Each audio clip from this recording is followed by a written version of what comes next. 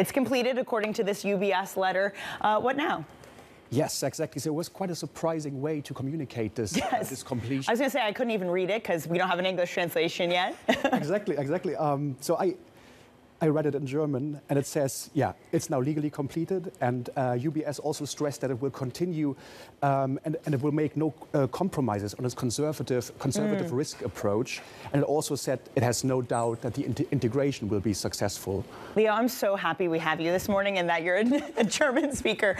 That's really interesting, that idea, the conservative culture, right? Because there had been, well, I mean, we know what happened to Credit Suisse. A lot of the issues came from perhaps a lot of risk-taking, and that kind of ties in with some FT reporting over the weekend. That's true. The FT reported that UBS has drawn up a couple of red lines where Credit Suisse executives will have to ask their UBS superiors whether they can extend certain loans, for example. So they're definitely trying to avoid this cultural contamination, as UBS chairman Colm Kelleher has called it. Yeah, last month saying, yeah, exactly. We're worried about cultural contamination. Really strong words. The red lines, so is that from day one? Is that from today? All of a sudden, this reporting structure is going to change? Yes, exactly. They'll have to ask their superiors now. Yeah, so what, it's about high-risk countries, rather, complex financial products. How big of a shift is that for Credit Suisse in this new type of structure here? I think it's very much unclear still to employees what will happen in the next weeks and months.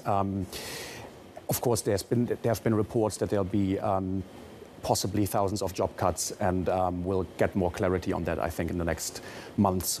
And this certainly marks an end to a fraught few months for the industry in general. I mean, there are fears what sort of spillover effect there might be for the end of Credit Suisse. What does it mean, just big picture here now, to have this deal completed and have this new giant European banking? So I think two implications, really. One for the broader wealth management industry. I mean, you know, UBS was a giant before the deal in wealth management, and now they're even bigger. So competitors will watch their backs, really, I think. And another one is for the Swiss economy more broadly, because Swiss corporates just have fewer choice now on raising financing. So I think that's another issue there, and will be interesting to see the broader fallout for the Swiss economy.